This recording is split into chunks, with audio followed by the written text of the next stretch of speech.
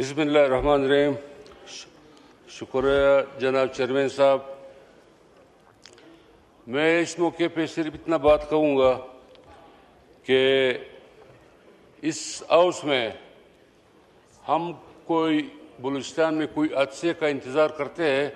اگر جب حادثہ ہو جاتا ہے پھر شاید ہمیں بولنے کا موقع مل جائے, ورنہ اس ہاؤس میں بلوچستانیوں کو یا بلوچستان کے MNAs کو کوئی موقع نہیں ملتا ہے, جو بہت افسوس کی بات ہے.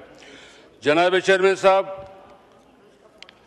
اس وقت پورے پاکستان میں پنجاب اور شمالی علاقہ جات اور سندھ قدرتی آفات کی زد میں ہیں, لیکن بلوچستان انسانی آفات کی زد میں ہے.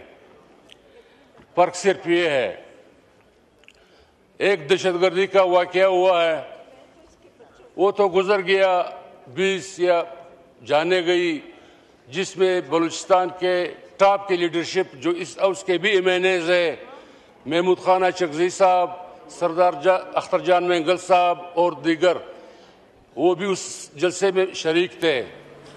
لیکن اصل مسئلہ جو میں اس ہاؤس کا اس طرف لانا چاہتا ہوں کہ بلوچستان کی آبادی 1 کروڑ ہے اور مٹھی بھر دہشت گرد ہے, جنہوں نے پورا بلوچستان کو یرغمال بنایا ہوا ہے. اور جب اس قسم کے واقعات ہوتا ہے اور اس کی روک تھام کے لیے جناب طلعت چودھری صاحب, اللہ اکبر, اللہ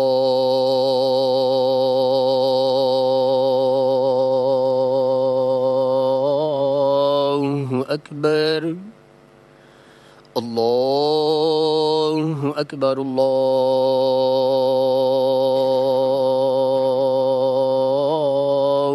اکبر. اشہد ان لا الہ الا اللہ, اشہد ان لا الہ الا اللہ, اشہد ان محمد رسول اللہ, اشہد ان محمد رسول اللہ. حی علی الصلاة,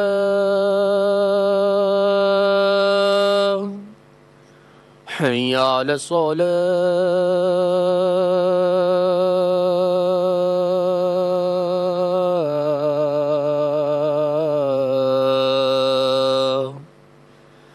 حی علی الفلاح, حی علی الفلاح.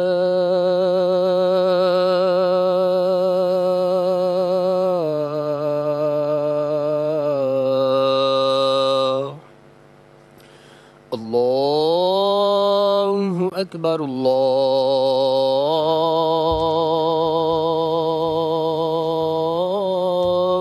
اکبر.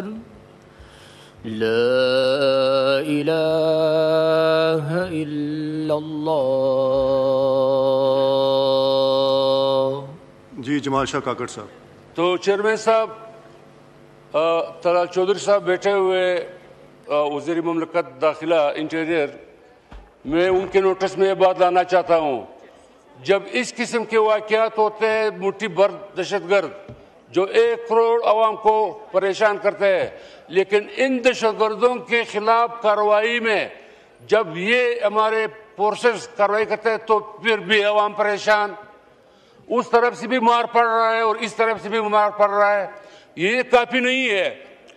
اس کے علاوہ جب اس طرح حالات ہوتے ہیں تو روڈ بند ہو جاتے ہیں, کاروبار ٹپ ہو جاتا ہے, تو پھر اور مافیا بھی ایکٹیو ہو جاتا ہے. جیسے ایئر لائنز 16,000 کی ٹکٹ 1 لاکھ روپے پہ بک رہا ہے, تمام ایئر لائنز بشمول PIA.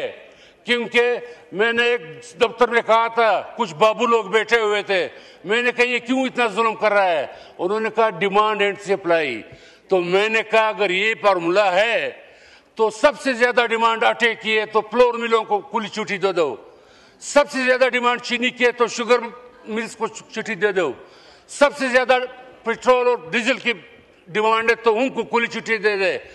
یہ کوئی جنگل کا قانون ہے کہ جب ڈیمانڈ اینڈ سپلائی، جب راستے بند ہوتا ہے تو تمام ایئر لائن ٹکٹیں 16,000 کی ٹکٹ کوئٹہ اسلام آباد 1,90,000 17,000 60,000 تک بیچنا شروع کرتا ہے. اور ساتھ ہی جب اس قسم کے واقعات ہوتا ہے تو وہاں کے جوانوں کے پاس کوئی روزگار نہیں ہے، کوئی کاروبار نہیں ہے. اوپر سے دہشت گردوں نے بھی رقمات بنا دیا. دہشت گردوں کو ختم کرنے کی آڑ میں سیکورٹی فورسز بھی پریشان کرتے ہیں. تو ہم ایک منٹ، ہم ان نوجوانوں کو جو 60% آبادی ہے بلوچستان میں جوانوں کی، ان کے پاس روزگار تو ہم نہیں دے سکتے، کاروبار ہم نہیں دے سکتے. ایک موبائل ان کے پاس ہے جو ان کا مشغلہ ہے. پھر یہ کمپنی ابھی ایکٹیو ہو جاتی ہے جو 600 روپے کا جو سپر کارٹ 2,000 2,500 کا بیچتا ہے اور سپریم آپر کا یہی پوزیشن ہے. کوئی کنٹرول کرنے والا ہے یا نہیں کوئی ان مافیا کو؟ اور پھر ان کا نیٹ ورک بلوچستان کے کسی ضلع میں وہ سروس وہ معیار نہیں ہے. بلوچستان کو چھوڑو، کوئٹہ کیپٹل ہے، وہاں پہ بھی سروس کا کوئی معیار نہیں ہے.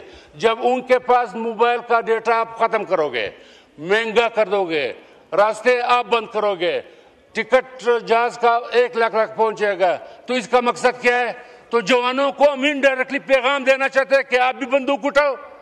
خدا را بلوچستان پہ رحم کرے، ایک پارلیمنٹ، ایک کمیٹی بنایا جائے کہ یہاں پہ ہو کیا رہا ہے. پاکستان کا 40% رقبے پہ ایک صوبہ ہے جو قدرتی ذخائر سے مالا مال ہے، ان کو دیوار سے نہ لگائے. ہم وہاں پہ کسی کو منہ دکھانے کے قابل نہیں رہے، خاص کر ٹریجری بینچ والے. شکریہ جمال تو صاحب. لہٰذا جناب چیئرمین صاحب، آپ کو بہت مہربانی، میں اس ہاؤس کا توجہ اسی طرف دلانا چاہتا ہوں کہ بلوچستان کو ترجیح دیا جائے. بلوچستان کے تھینک یو جی، بہت شکریہ. تھینک یو جی، تھینک یو. نماز کا ٹائم ہونے والا ہے جی. بہت جی محترم عثمان بدینی صاحب. شکریہ چیئرمین صاحب.